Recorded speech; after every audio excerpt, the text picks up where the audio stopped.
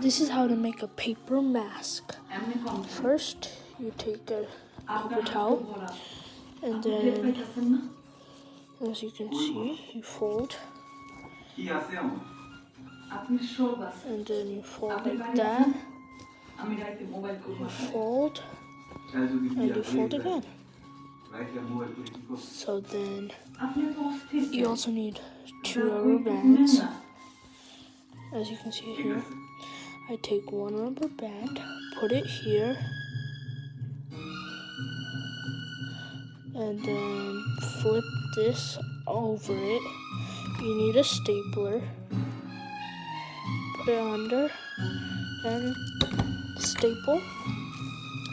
And then here's another rubber band. You take that, and you staple again here, as you did on the other side.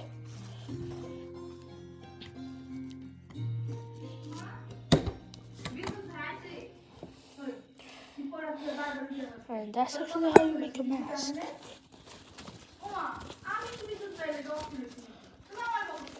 As you can see right here, I got a haircut, and I made the mask. Bye.